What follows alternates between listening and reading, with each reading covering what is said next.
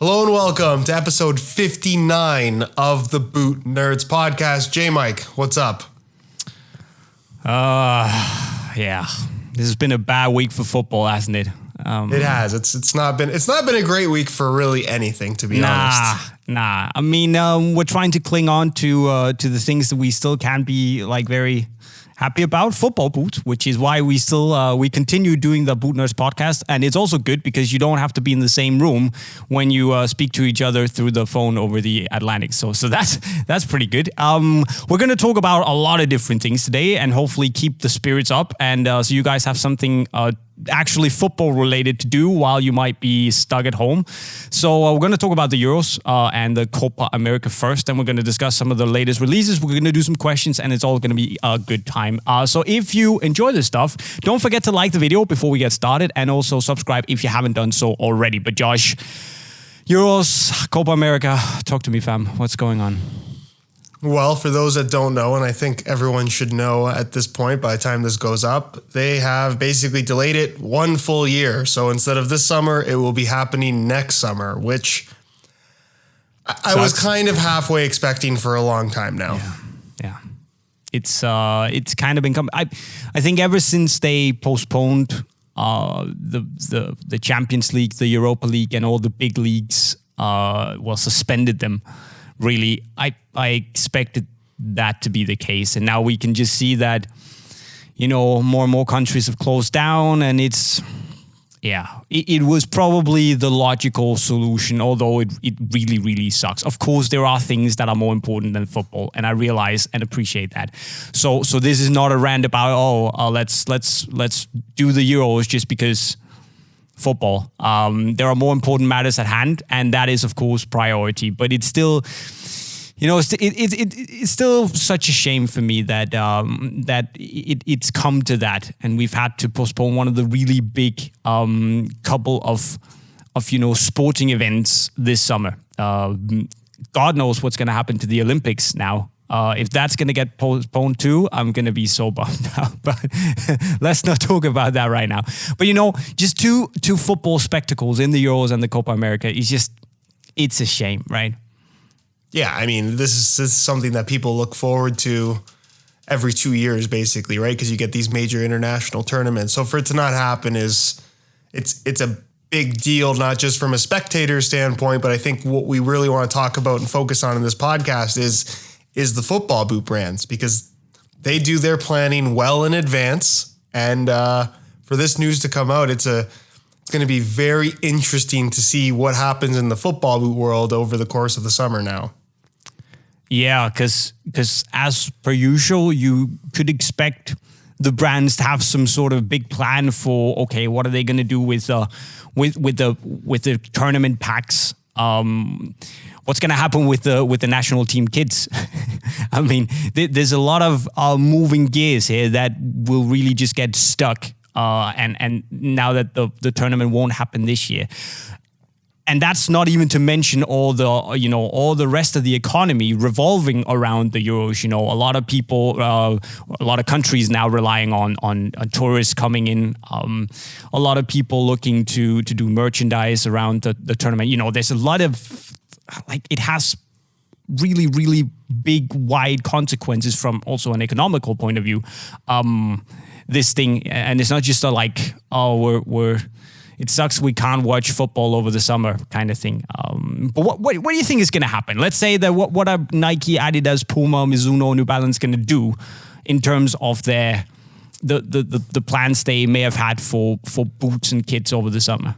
Well, it's a really interesting topic, because I think that at this point, this close to it, unless they just had this idea that this was going to happen maybe 2 months ago, which I don't think they did, I have to imagine that all of their Euro stuff and Olympic stuff and Copa America stuff has already been manufactured.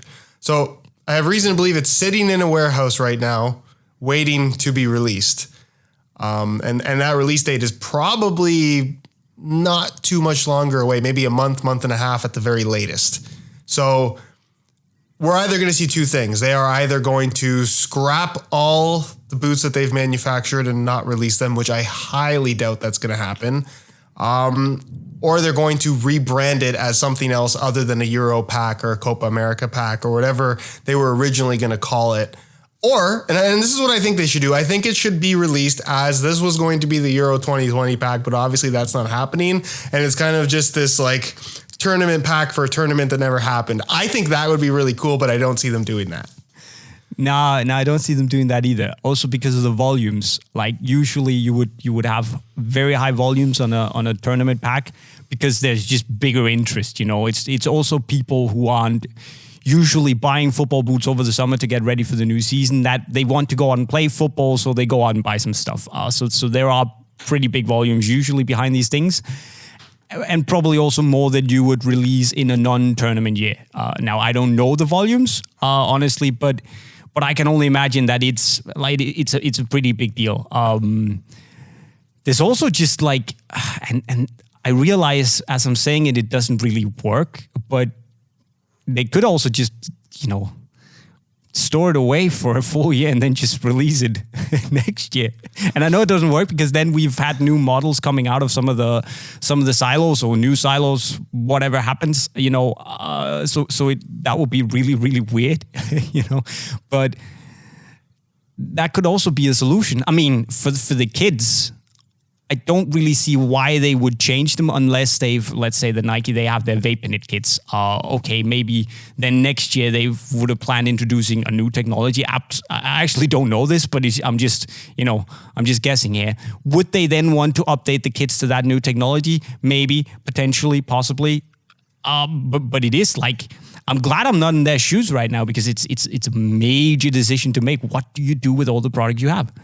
Yeah, it's going to be really, the kits are a big one as well, because I think normally the kits would have a 2-year lifespan anyways, but I mean, I'm not 100% sure how many of the Euro kits have already been unveiled. I think some of them, no? Am I wrong in that? I'm not really big on like kit unveils lately. I don't recall any of them being unveiled yet. Oh, really? So No. the word like nothing's been put out yet. So you're right. No. If that is the case, then they could potentially just sit on those designs. But you're right. Technologies change and there's so many new releases of product now that it's entirely possible that by 2021, they had something entirely else planned in terms of designs and materials and stuff like that. And same thing goes for the boots. Like, I don't think that they can sit on the inventory and just release it a year later, because 1 year from now, it's very likely that like most of their lines will have completely new models and they're different. They're not going to go back to old boots all of a sudden, right? So No. I think they're kind of forced to put it out. I don't think any of these big brands are going to commit to scrapping all of this inventory. It just doesn't make any sense. Again, it's a really tricky situation, and what'll be really cool and what I'm kind of hoping is that some of these are actually Euro branded boots. Like, I really hope that there's some kind of a Euro 2020 reference on them so they can't really escape that. But I feel like the brands at this point are smart enough, and it's pretty uncommon for them to do that. So we'll see what happens. But yeah. I don't know. I'm kind of excited to see these made up change of story thing that they're going to have to do to have these releases make any sort of sense. And also for the ball, the Uniforia. I mean, that is already released last year. Obviously, they're probably just going to carry it over to next year because it hasn't really been used in a big tournament yet. But it's just like, usually they have this, a semi-annual update of the design. So they have the tournament ball using the Euro ball using the template from the World Cup ball, where they usually update every 4 years the template for the ball. And then they have the Euros and they use the same template again, but with a different, slightly Euro ball inspired design.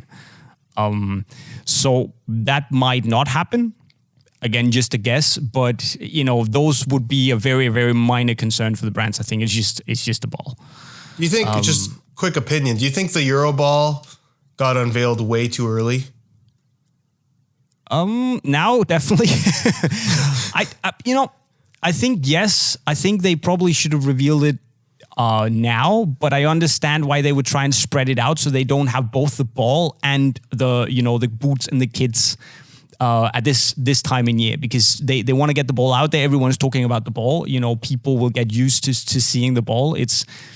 I think it's the least exciting of all the, the three big launches, at least to the general public. So I don't want to say they just want to get it out the way, but they want to, create hype drops at different points, if you know what I mean. Spread out the hype, so it's not just one big explosion and then everyone forgets about them 2 weeks later. Do you know what I mean? I get what you're saying. I think it's too early. Having worked at an actual soccer store, I think Tell us that story. I was there for a Euro and a World Cup, right? And granted, this is in Canada. It's a different culture over here. It's like the only soccer store in the entire city. It's not really, there's only a handful of places in the whole city where you could even buy shirts and stuff like that, right? But the interest around an international tournament was 50 times what it would normally be, right? And what I always found is that they'd unveil the World Cup ball or the Euro ball well in advance of the Euro, but nobody would even, the vast majority of the public has no idea what that is until the first game is played and they actually get to see the ball used in the match. And I think that's the case with the shirts as well. I mean, obviously social media has changed the way that people get this kind of information, right? So it's easier for the brands to put this new stuff in people's faces right away. But I still feel like the vast majority of the interest comes from the matches actually being played and people seeing it on TV.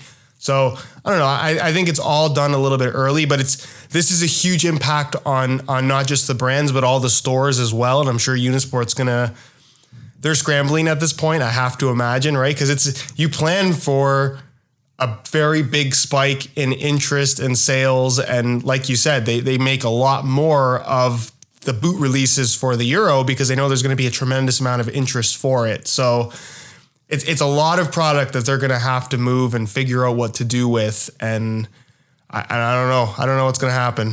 I mean, it's definitely not good for anyone selling anything remotely related to the Euros. It's just a massive headache because, as you said, if everyone had known last year, I think it would have been fine because then the brands could plan around it. But, everyone will be scrambling right now. The brands, us, the retailers, everyone else selling merchandise or, hotels, restaurants.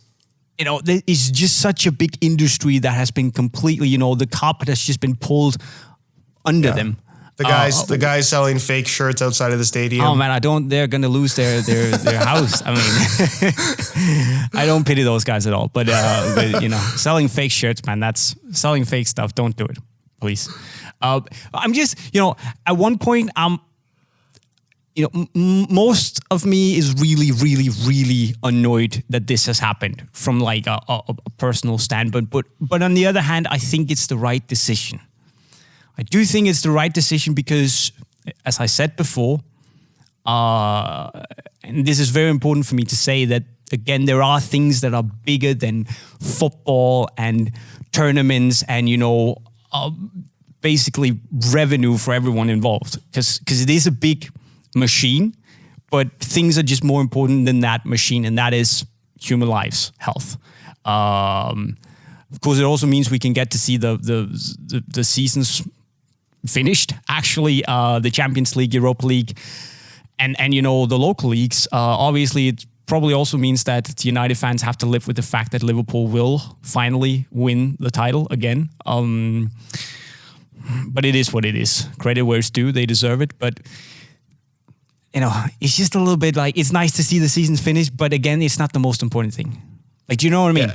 Yeah, it's very bad timing because it's at that point where it's like, oh, it's almost over, and then, oh, now are we even going to see the end, right? It's not just for the football. It is for pretty much all the major sports leagues. Yeah. They're all like right before the start of the playoffs, right before the end of the season, and it's all coming to a halt, right? Even the Champions League, like the second part of the round of 16 is like delayed for how long now? Well, the first part's already settled, right? So it's a very weird thing. The crazy thing is that imagine Liverpool fans being in complete limbo up until, well, it's not really confirmed as of this point where we're recording this podcast.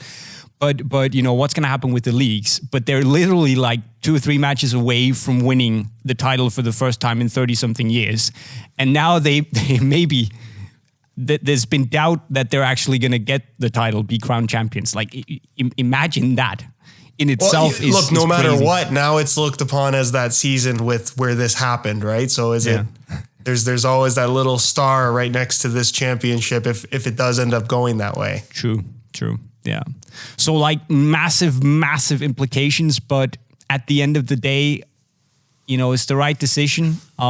They can finish the leagues, and ultimately safety is just the most important thing. And we got to look after each other, and it sucks so much, like massively, that the Euros had to be postponed, and the Copa America for that matter. I mean, we haven't even talked about the Copa. This is the same thing. It's another massive event, and it's just like Yeah, it's not going to happen, right? No.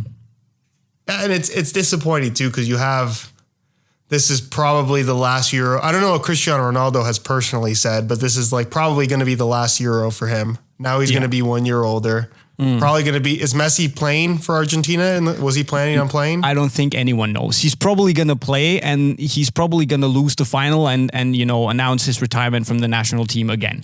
It would be beautiful, however, if Messi rocks up, finally wins the Copa America, and then just calls it quits for good for the national team. That would I think a lot of people would like to see that. Yeah, that would be great, wouldn't it? That would be great. Yeah. He's been so unlucky in those finals, man. But it just sucks that guys like that, who are going to go down as some of the greatest players of all time. But this is not going to affect that, is it? Like, we're not going to look at. It's still 1 year. I mean, they're not. Ultimately, they're getting. All these professional athletes are getting probably a good 2 months of rest. Yeah. Which is I think a good thing in terms of extending anybody's career. I don't know how true this is, but I just want to bring it up because I saw it on Instagram. Cristiano Ronaldo apparently owns an island. So amidst all of this chaos, he has just flown to his island and is just waiting there for it to all be over. I'm like, that's the most baller move anyone could possibly make. That sounds like an Instagram rumor, but I wouldn't be surprised if that's actually the case. But that's a problem. If that is the case, it's a pretty boss move. Yeah, I agree. Just go to the island in his private jet, where he probably has a hotel after his own name. Yeah, pretty cool. Why not? But I don't think it's going to matter in the grand scheme of things in terms of, how we remember Messi and Ronaldo as all-time greats, because they could retire tomorrow and it would still be some of the most revered players ever, right? Yeah, for sure. Yeah, but definitely a big blow for football, but I think the right call, definitely. Yeah, it makes sense. So in the light that we might not see, some of the kits and, who knows what's going to happen with all the boot launches that we would normally expect around the Euros, we can still rejoice over some of the cool stuff coming out now. So we're going to kind of turn the happiness button up a little bit because once again, Nike they've given us some sows. Every Friday for the last 3 Fridays now, we've gotten something interesting from Nike as part of their Future DNA pack, which is so let's just recap on the history of what has happened with this line. It used to be the T90. T90 turned into T90 Laser. T90 Lazy turned into Hyper Venom. Hyper Venom turned into Phantom Venom, and now Phantom Venom is back to T90. It's a little bit funny. And when I first saw this, I was like, what? Why do they put the Air Zoom Total 92 design on the Phantom Venom? Like, how does that even... But then you actually start looking at it, and it does make a little bit of sense.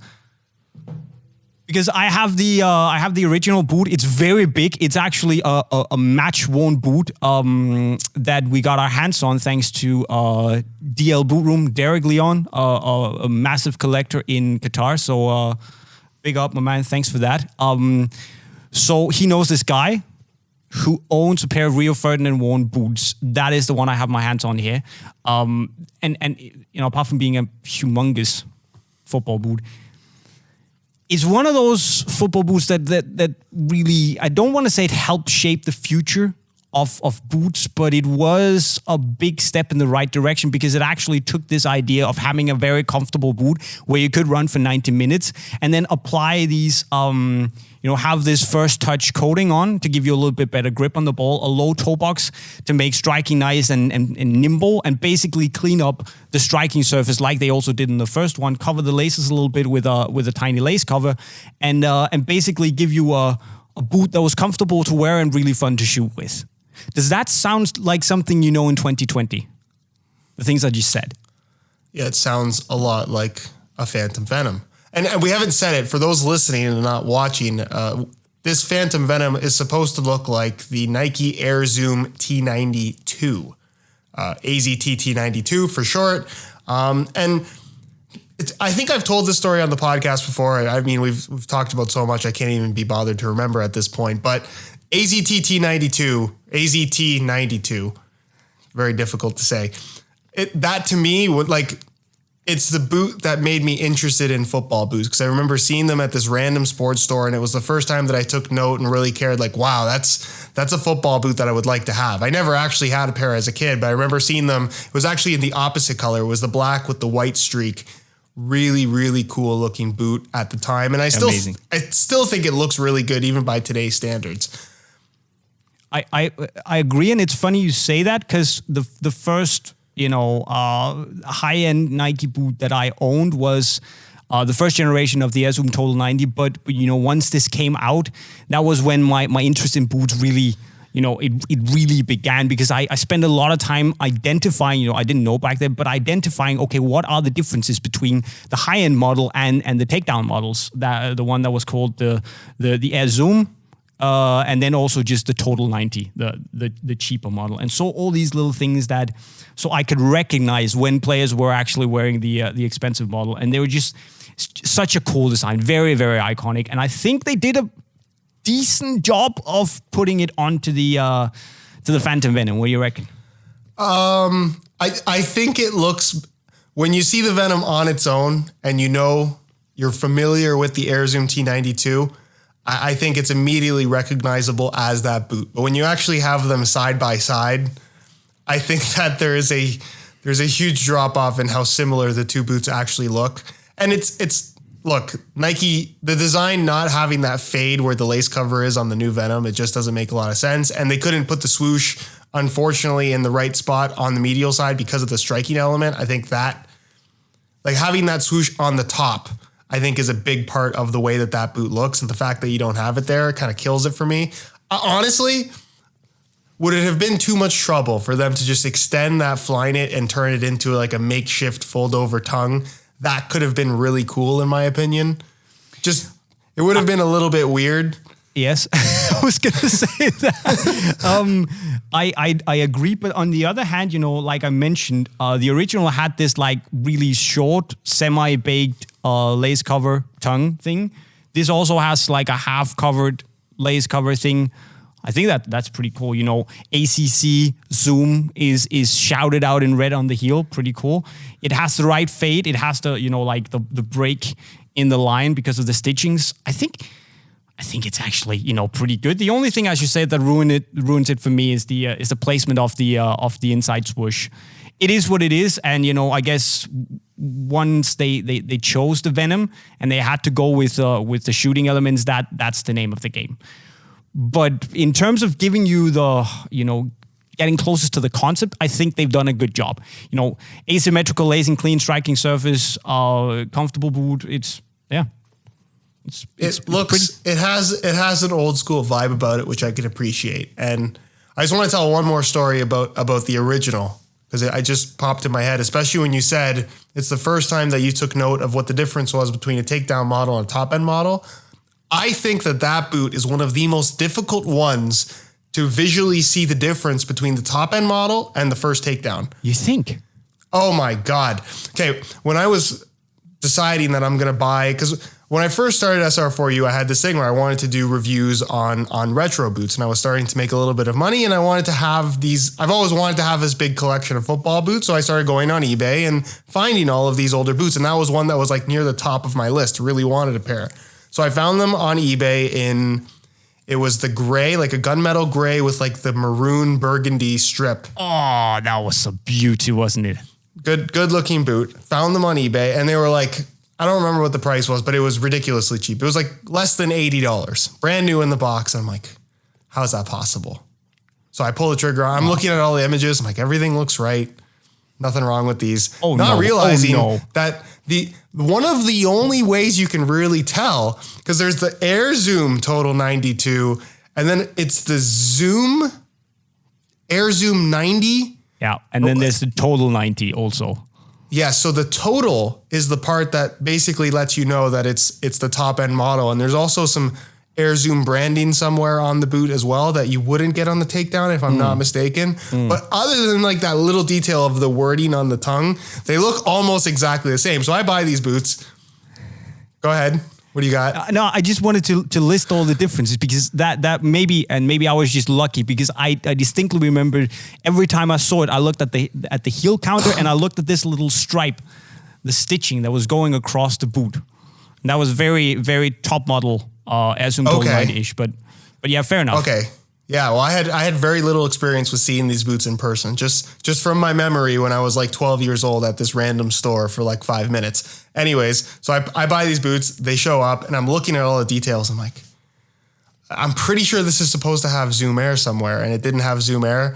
And I go back on eBay and I'm searching for other ones, and I find like there's a bunch that were listed, and I find one that they were way more expensive, and I'm trying to compare them, like, oh, now I understand why I got such a good deal. So I still have those same boots. I'd have to go and find them, but the first pair that I ever owned was a takedown model, even though I thought it was a top-end model. That's a great story, man. That is a fantastic story. But that's the beauty of takedown models. But yeah, just very, very good memories about this one. The funny thing about Rio's boots is that they don't have the first touch sticky coating on the KNG 100 material. But they do still have the Intertrack sole plate, which is one of the best toolings they've ever made, in my opinion. Yeah.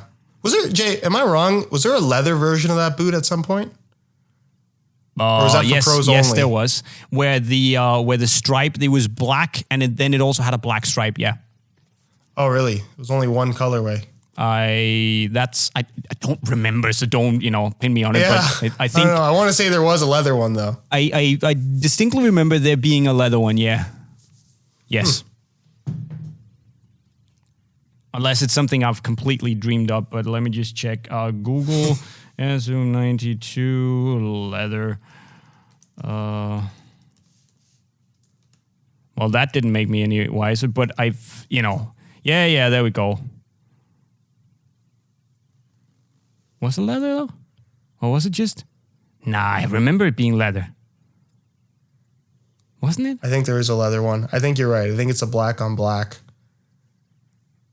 I'm seeing a black on black one. Yeah, that's leather because the swoosh is stitched. Yeah, that's leather. This is why it's changed so much, is because you look up stuff like this and it's just like, it's pre-internet.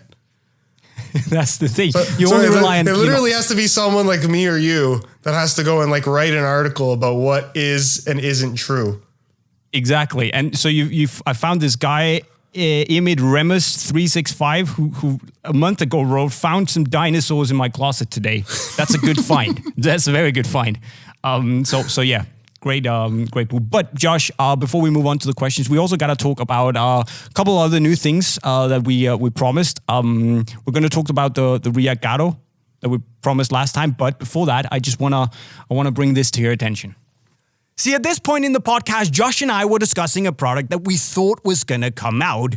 Problem was that after we recorded it, it was actually pulled and postponed indefinitely at this point. So obviously, we had to cut it out of the podcast because we can't show or tell you what it's all about yet. So right now, you'll have to make do with the rest of the podcast. And then, of course, we can show you everything once we're allowed to talk about it. Sorry. Which brings us into something that is... I actually think kind of reasonably priced. I've heard a lot of people complain that this boot is too expensive. And I think the retail is like 120, 130 US. I can't remember off the top of my head. If it's 130 euros, so probably the same. Oh, it's actually 140 US. Sorry.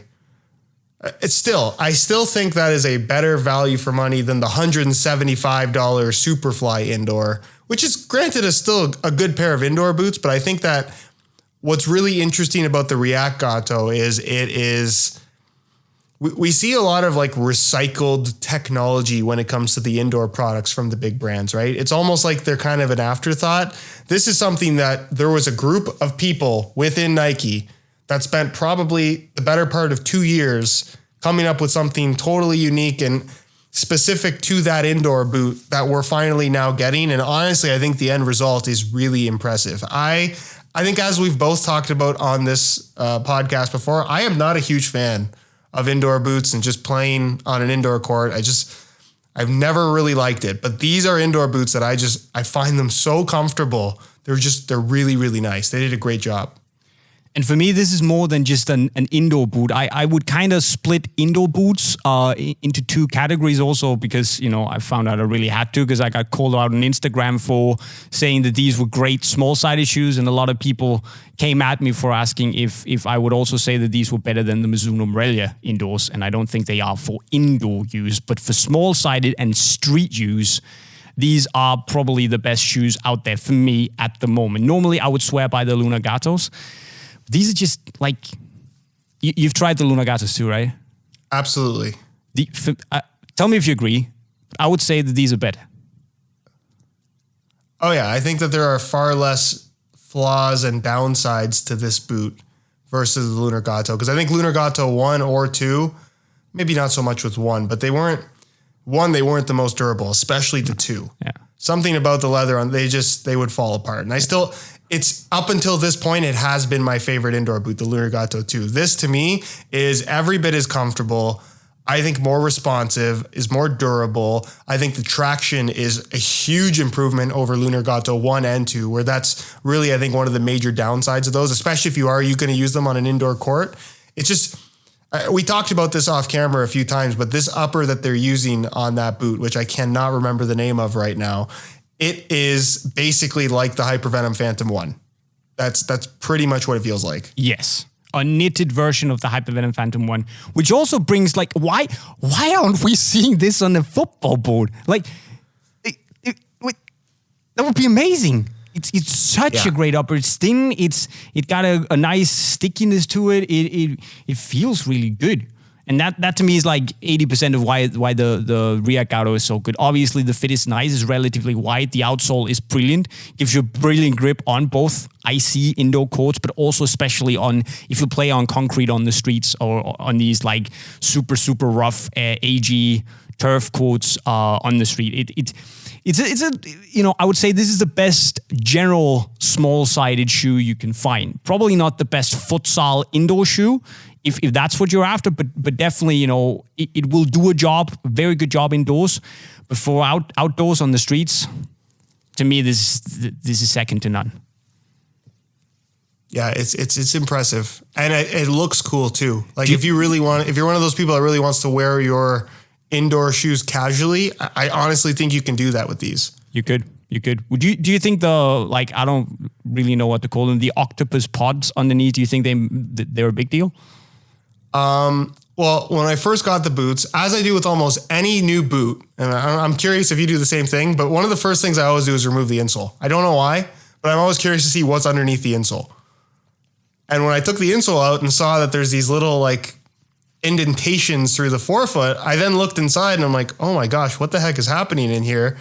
It's so hard to show on camera, which is unfortunate, what's happening inside, but there's these bumps. That's why there's these little kind of cutouts in the insole directly underneath your foot. And the way that it's supposed to work is it's supposed to allow for basically better feel on the ball. I thought, didn't know anything about the boots, just took them out of the box. I thought this was some kind of a Sense Stud 2.0 thing from Nike in indoor form, but it's supposed to allow for better feel. To my surprise, when I put them on my feet, you don't feel them at all. And I don't really think that it makes for any difference in feel on the ball either. It's just kind of, it's unfortunately a gimmicky thing. I don't think it hurts the quality of the boot in any way, but it seems so significant for really something that honestly you wouldn't even notice if you didn't know it was there. See, the funny thing is, I agree with you to some extent, but also I felt that, every sole move I did with this felt more connected to my foot. I initially, contributed it to the outsole. Maybe I thought the outsole is thinner, but for some reason it feels like even though the outsole is not very thin, that I'm very connected to the ball. And maybe it's just my mind playing tricks with me, and I've actually fallen for the Nike PR machine once again, some will say. But I have this idea in my head that when I do all these sole rolls and ground moves, there is some sort of, heightened sensitivity inside my brain, which is nice. I actually don't care if something is physically actually happening, but it's working in here. So I like it. It's not the big deal for me, but I definitely enjoy it. I'm impressed by that. That's not only does this boot offer better feel for the ball, it offers better brain stimulation, according to JayMike. That's a quote. You heard it here first on the Boot Nerds podcast. 130 euros. What can you do? What can you do?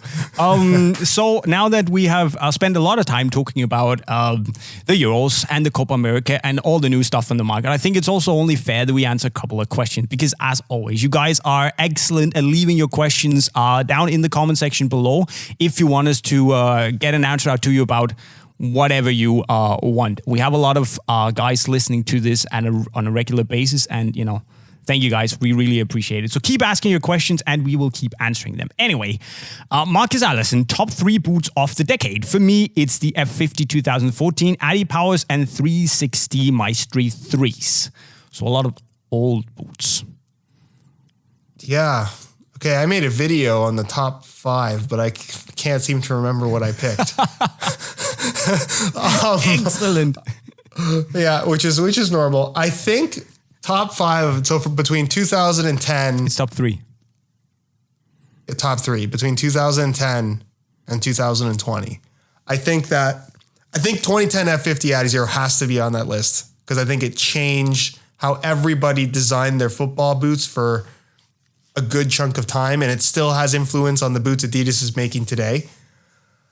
I think you have to pick the Magista Obra 1, because I think that has changed the landscape of football boots as well, even though I don't think that in terms of overall performance, it's like one of the best boots of the decade. But it's important because it was the first knitted mid-cut boot, and that's a big thing about boots now. And then what did I pick?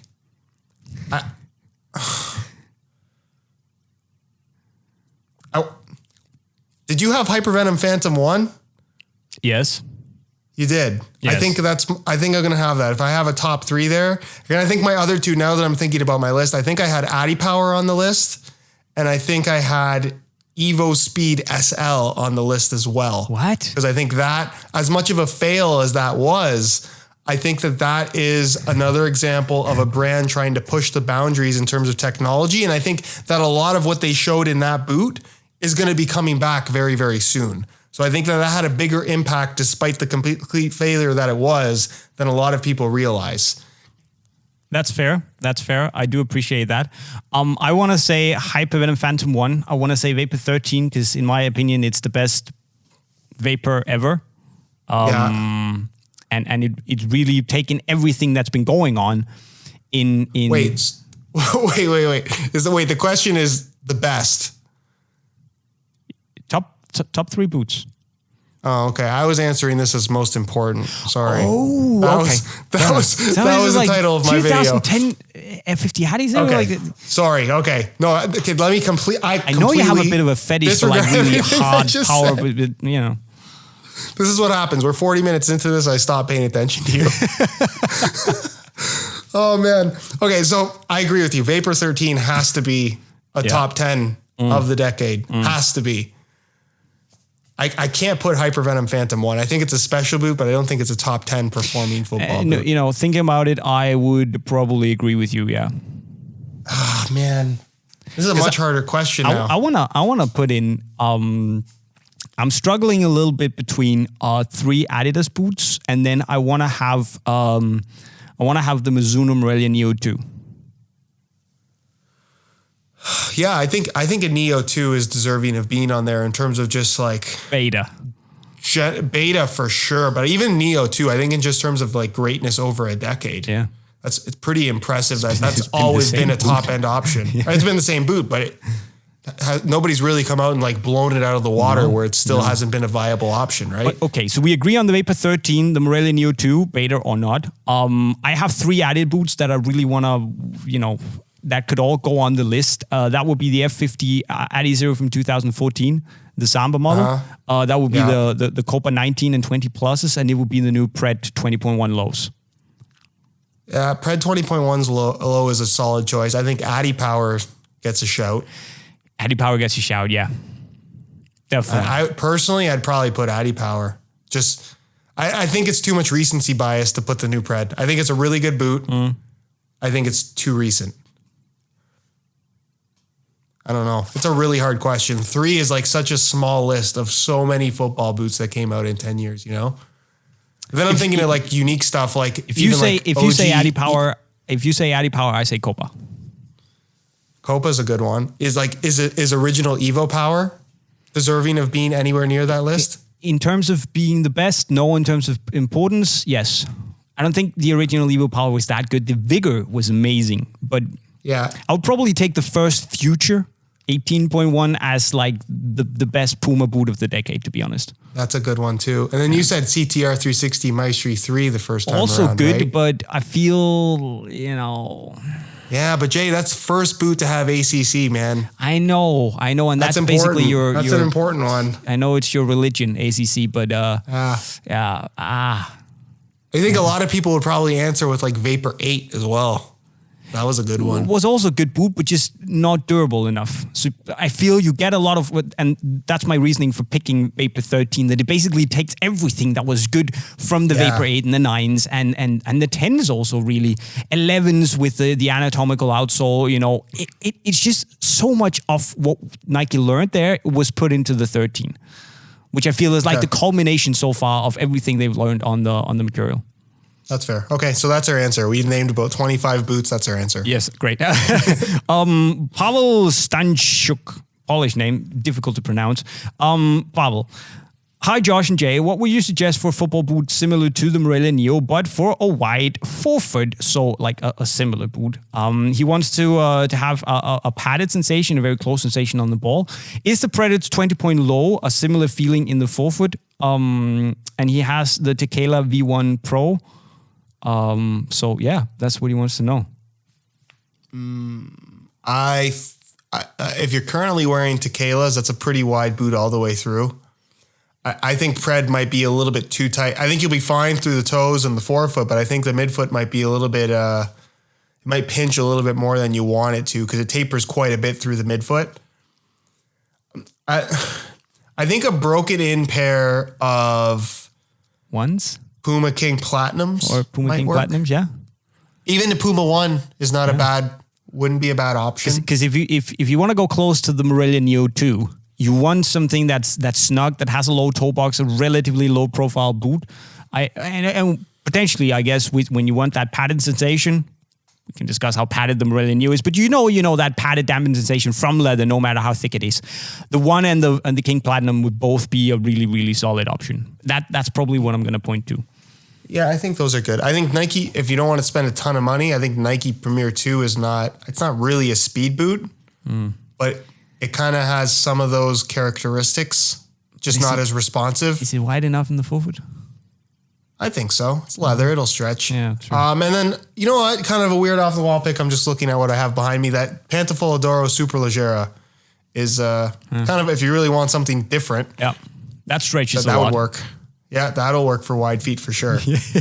Once you break it in, at least just give it a little bit of time, and it's gonna have like a window of 2 weeks to where it's absolutely perfect, and then it's just gonna overstretch. But it's a fun boot. I reckon it's a cool boot.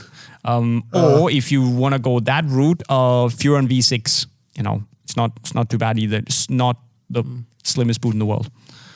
Okay, does the anatomical sole plate on the Mercurials take getting used to, especially if you have a flatter foot like me, asks Isaiah Frary. Yes, it does. It does. If you are not used to anatomical outsoles, you will need a little bit of adjustment time for your foot to get used to it. It's going to feel like it's cramping up a little bit in the beginning. It's normal. Your feet are going to get used to it. But if it's a flat foot, then yes, there will be a little bit of a period. You have a flat foot, Josh. Talk to me. That's fair. Okay, I think when you say getting used to it, I don't think you're going to put them on and immediately be like, oh, these feel weird on my feet. I don't think that's the sensation. But I think once you start running around, you think that? Yeah, well, that's what happened to me. And I have a relatively high arc and a slim foot. And, you know, I get a little bit of foot cramps when it's been a while since I've been in an anatomical outsole. I think that has more to do with the tightness of the upper rather than the base. I personally, I don't feel like the base of that boot, I don't think it's a significant enough difference over a perfectly flat outsole to really make for like a huge, I think it impacts the responsiveness and general connection that you feel to the football boot, but I don't think that it's going to be like, oh, these feel weird, like my balance is off or something like that. I think for me, it's just the way that the Mercurial just wraps your foot in general, and it has a good amount of structure. So there's a tightness associated to that. And if you did have flatter feet, I know for me especially, I do get that kind of cramping through the midfoot for the first wear, but that's pretty normal for anybody with flat feet. It's kind of just your body adjusting to the boots. And that's what I think is different about the Mercurial line versus every other boot, is that normally you buy a football boot and it kind of adjusts to your foot. But with the Mercurial, you kind of have to have your feet adjust to the boots. It's the most arrogant boot in the world, you know. It is. It is. And honestly, because I just made that video talking about the Superfly 1, and that's really been the difference between great Mercurials and not so great Mercurials, is they've always had this like, this is the shape and your foot's just going to have to like fit into the shape somehow because it's not going to change. It's just a matter of what the material is that's holding your foot in that shape that determines whether or not the boot is going to be comfortable after break-in or make your feet bleed. Yeah. Because the shape is how it is. It's more like how forgiving is the material in terms of your foot not fitting the shape. And So yeah, it's probably going to, there will be, you know, if you have a flat foot, you will probably need to anticipate a little bit of like cramping but it'll pass, and it's still a good boot for wide feet, I'd say. Yeah, just my recommendation is just don't, when you wear them, especially for the first time, do not tie them as tight as possible. And don't, you know, wear them in training before a match. Yeah, get used to it. Yeah, but great advice, Josh, as well. Great advice. Simivid Kapac, on the topic of colorway remakes, do you think that Adidas would have more success with the X line if they redesigned them to feel like the past F50s and renamed them as F50 Adi Zero? Personally, I think doing so will bring Adidas a true contender to Nike's Mercurial line in terms of sales and performance. There's a very simple answer to that question, and that is maybe.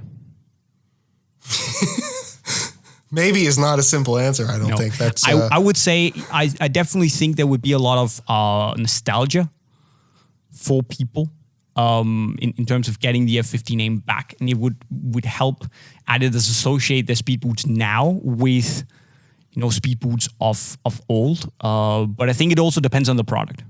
So if they have a product that you can, in terms of the concept that you can link to the F50 line, then yes. Do I think the current X boots are there in terms of, can you call them F50?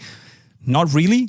Would they need to go into some sort of X99.1 territory to get there? For me, yes, but you know, I don't really think it matters, to be honest. I think it's more about making an exciting product. I think what's surprising for me about the F50 name is how recognizable it actually is amongst people that don't know anything about football boots. Because, Jay, I'm sure you run into people that you're training with or just playing with all the time, and they want to come up and talk boots, even if they don't really know that much about boots. And I'm surprised at how many people who know absolutely nothing about boots reference this pair of F50s that they had. And I don't know, it never occurred to me that it was such an important boot for the Adidas brand, but I think that why F50 has done so well is I think there's such a connection and association with Messi, more so than any of the other boots that he's had. And that's always the one argument we've made on this podcast, is that Cristiano Ronaldo and his tie with Nike in the Mercurial series is far stronger than anything Messi and Adidas have together. But I think that the F50 line is that connection point that people really recognize now. So I agree with you that it may or may not be the right decision, but I don't think that X really holds any weight to it as a name at this point. And I think that maybe that F50, there'd be some excitement generated, even if it's just a little bit, around the return of that name. True. I will yeah, buy the that. boots. I'd love to see a boot come back like the 2014 F50. I think something that is a synthetic leather type of thing, like a thin synthetic, even Tajin synthetic, like we saw in the Mercurial. Touch. Just bring it. Yeah, back. it'd be nice to get something like that rather than another mesh base or textile based synthetic. Because there's so much of that now. Hybrid touch. That's the way forward. I mean, even we talked about this leather Predator. Just like hybrid touch. Just I want it. Hybrid touch on a 20.1 low. I mean, I'll take it. I'll take it right now. I'll take 5. It is a shame because I feel like every synthetic we were getting from the big brands was getting better and better and better. And then Nike comes out with Flyknit and everyone's like, you know what? Screw that. Let's just do knitted uppers now. And it was, Kangalite, hybrid touch. It was amazing. The whole, what was it called? Yeah, what was it called on the Evo Power? There was Accufoam and it was called, what was it called? Oh, Adapt Light. Adapt Light, yeah, true. Adapt Light was amazing. Yeah, really good. Yeah. Okay. So in other words, bring back the F50 Adi Zero. That'd be nice. All right, guys. With those wise words from my Canadian friend, that was it for today's questions, and also that's it for today's podcast, episode 59, talking about the consequences of the Euros getting moved. New Air Zoom Total 90 Phantom Venoms. There's so much stuff happening. If you have any questions for us for the next podcast, you should leave them in the comment section right down below. Of course, if you want to see what Josh is up to, as per usual, you can go subscribe to his channel SR4U and Car Problems right over there. You can also go subscribe to Unisport to see what we're doing if you click the green bubble over here. And if you haven't already subscribed to the Boot Nerds podcast, click the white bubble in the middle of your screen with the bell notifications on, and you'll see something pop up when we drop a new podcast next week. And with that said, guys, I have been JayMike. Stay safe out there. I'm signing off. Cheerio. See you in the next one. Yeah, I also approve this message, by the way. Hi.